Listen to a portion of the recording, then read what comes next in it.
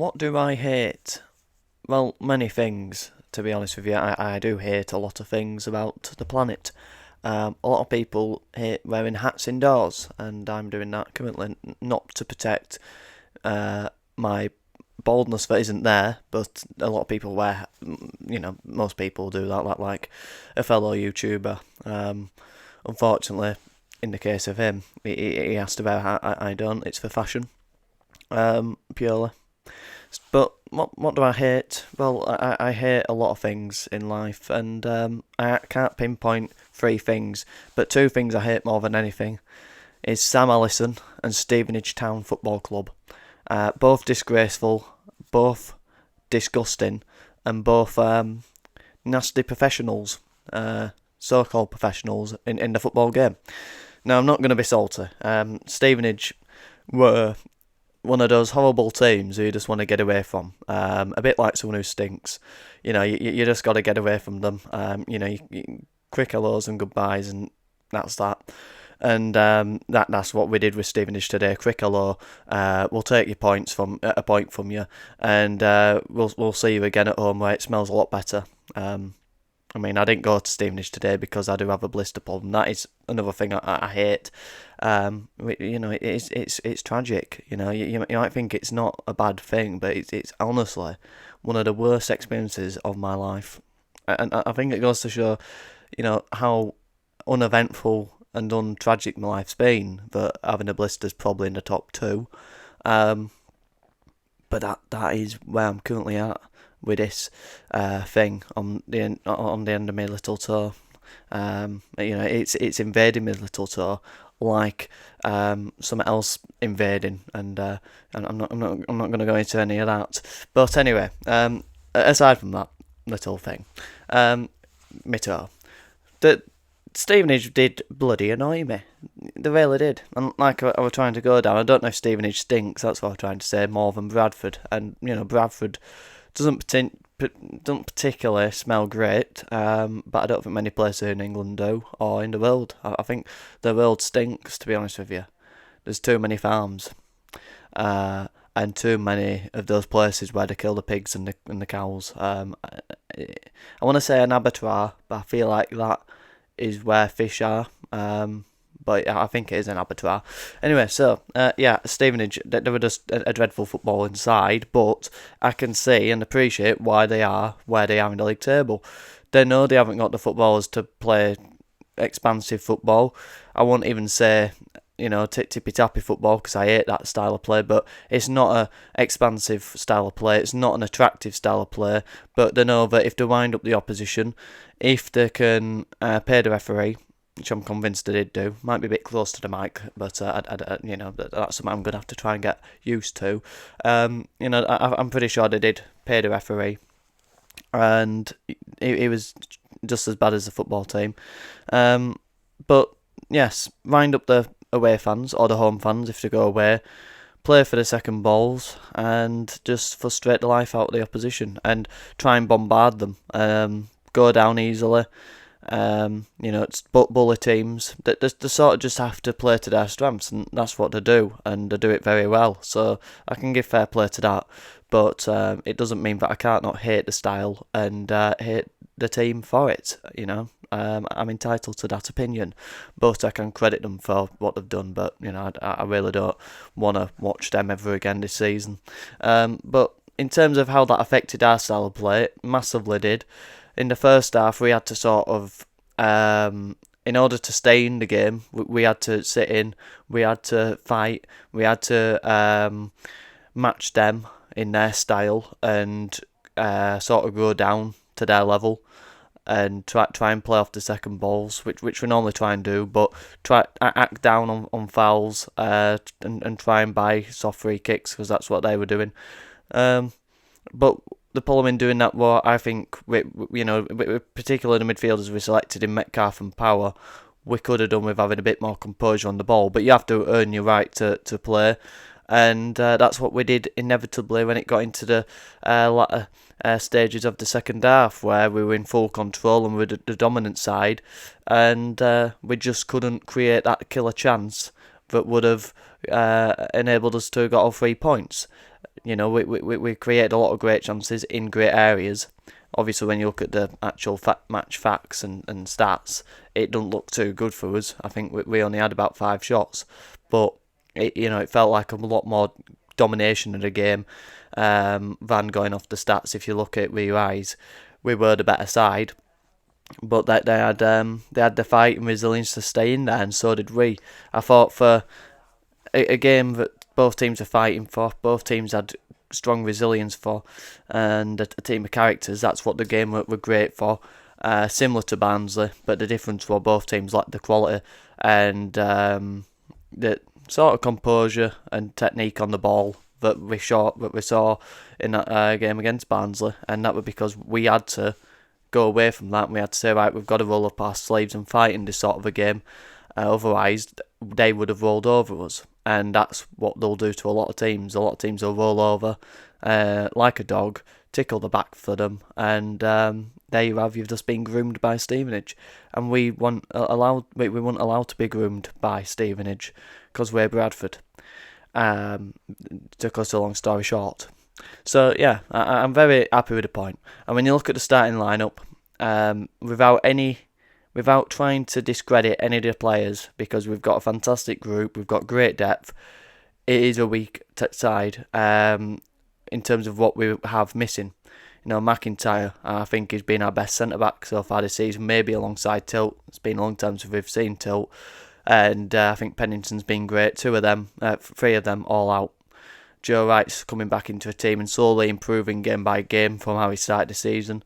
And then he's paired with 2 very slow players next to him. In previous times I would have called them donkeys, but they've earned a bit more respect than that in Kieran Kelly and Neil Byrne. The man who actually got us the point, Neil Byrne, although I think his defending at times was a bit questionable today. Although Kieran Kelly, who I think, with respect, is a bit of a liability in this league, I thought he stood up to them very well and had a really good game today, did Kieran Kelly, in fairness to him. And it was probably the right game for him, as long as you look at that lineup and you think you have question marks and you have worries about Kieran Kelly playing. His height, his physique probably helped us get through that game in tough moments, because when you look at McIntyre, I don't think he's 6 foot. So in a game like this, it would have been a very tough game for him. And with set pieces as well, when you look at other players in the team like Kavanagh, Metcalf, Tariq Wright, Will Swan, we had a lot of small player. So we had to go with a bigger backline, and they didn't have too much pace in behind either, so they weren't exactly threatening us with that. And talking about pace, Nerfel, Toure were electric down the wings. Particularly Nerfel, every time he got the ball, he beat his man. He looked to get the ball into the box, and that's where you're sort of missing Andy Cook, or the fact that they had massive 7 foot men on stilts in that game, which got to every ball. And again, fair play to them, but Nerfel were a constant threat down that side. The 2 men in midfield, I thought, controlled the game. When it was tough for us, when we had our backs against the wall, they stood in deep and defended really well and strongly. And then when we had periods of domination, they allowed us to keep the momentum and pick some really good passes into the right areas. And Metcalf's really growing into his role. It wasn't his best game today, but these are the type of games that will test him and are great for his development. And Max Power again showed his leadership. The front line is where there's concerns, but that's where you look at the injuries. Bobby Poynton's out injured, Andy Cook's coming back from injury, Will Swan hasn't played in a long time, and then you've obviously got Powell who's injured, who's not really had much of an impact so far. There's bloody others, I can't remember who they are, but we've got a lot of injuries in that forward area, a lot of quality missing, and that front three today probably wouldn't have been our best front three if you had to pick 4 different variations of it. And we saw that by the lack of composure, clinical nature, and the killer chances that we didn't create because of that front line. But everyone put in a shift today, and that's what we expect from this team and the ground marks on the team that we've been accustomed to know. But it ain't always guaranteed, and that's what these players keep putting in. Don't matter who's playing. There's just maybe a drop off in quality, but there's never a drop-off in effort levels, and that's why we combine to this team, and that's why we are where we are in the league table. That's why Stevenage are where they are in the league table, because they've dropped their egos and they're playing for the badge and for the fans and for the club and for the careers. And they're not interested in lining the pockets like a lot of these big teams are, and you can see that by the performance levels and the results that they're getting. They're very inconsistent. That's why the mid-table, a lot of these big teams are expected to be up there this season, and you've got to give Graham Alexander full credit for that. But yeah, what a game, a particularly entertaining one, in different levels of it being entertaining to last week. But when it's Bradford, there's a jeopardy, and we are the most entertaining team in England. Definitely the top four divisions, and I can easily say that because we're the top goal scorers in England this season, which is incredible to think. And I think Stevenage are one of the best defensive teams as well. So we knew it wasn't going to be a game that we're going to give much. Something had to give, but nothing did really. But we keep riding. We keep moving on, and we've got a very tough game on Tuesday night against Lincoln. But you've got to have full faith that we can go and get a win there because we're at home.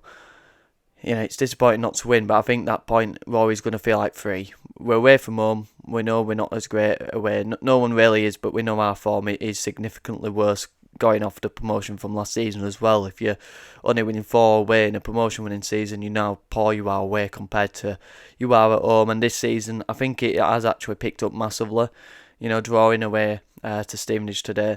Northampton have shown the no mugs in this league, getting a point there. Peterborough was disappointing in the circumstances, beating Stockport and Cardiff away from home. We've had some really good points away, some disappointing ones as well, but that's another fantastic point for us that we're not going to forget going forward.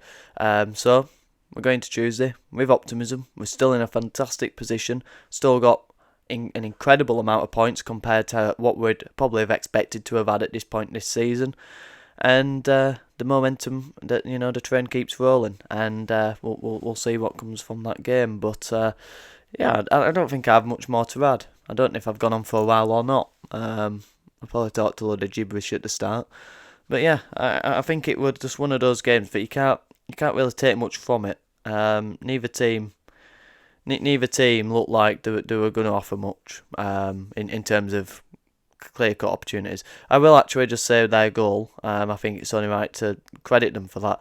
I actually think their goal, there's an argument to say that goal were better than Barnes's. I hold my hands up and say it was a bit more of a better goal than I give it last week. But that the technique on that one today, I think that's better. He's had to control the volley. I don't think there's any blame to be levelled at for any of our players. Obviously, there's quite a big long line, maybe 6-7 players in a line just following the ball across, but we blocked the shot, they defended how they needed to, and really well. And then unluckily, it's just ricocheted out to Wright, I think it is, who's hit it first time into a bottom right-hand corner, and it's a fantastic volley. It's just so controlled that, it's one of those where you have to say fair play, unfortunately. And a really good response to us going back to level pegging, because we had to hold in, and I think that's something that you've got to level up great character to stay in the game at tough moments. But yeah, I don't think we've particularly learnt from massive from that game that we didn't already know, but we've got the resilience in the squad, we've got good depth in the squad, but that it is a level of we do need to be we are lacking that quality when the depth goes, but the same values don't go away. I didn't exactly touch on Allison, did I? The referee. I mean, what a prat. I mean, Premier League referee. He's refereed in the Premier League somehow. Every 50-50 went their way, and I'm sure they'll probably say the same, because they didn't. They got some shocking decisions from him as well. I have to say that. There were a number of decisions that I even said, how's he give that for them? But there were so many for us. I couldn't believe how many decisions he wasn't seeing. He wasn't getting right. He was giving to the side of them. How many handballs he didn't give for us. There were a couple of dubious penalty decisions that could have gone our way on another day, but there was a couple of definite penalties. Pierre Gianni, now I can cut him a bit of slack on this one, but in the Premier League that would have been a red card for his foul. I think it won Kavanagh. It's very high. It's nearly kneecap height, but it was Swan. But Swan sort of flicks it over his head, and I can see that's why he might give it as the yellow, and he hasn't seen the benefit of a close replay, but in the Premier League that is a red card. So Piergiani was very lucky not to be sent off, because another day would have been. So there were so many poor decisions from him, but yeah, I think we can come away with that. Good point. Move on to Tuesday. And yes, thank you very much for watching this video. Like the video if you did. Comment your thoughts on the game in the comments down below. Any other thoughts you have as well.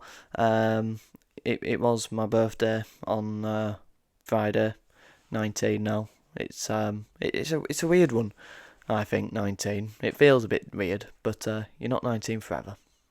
Wasn't meant to be like a joke about, so you know, if you're laughing, stop. Like the video if you did, subscribe if you're new, and I'll see you on Tuesday. Potentially might see you Tuesday for the match reaction against Lincoln. Have a good one.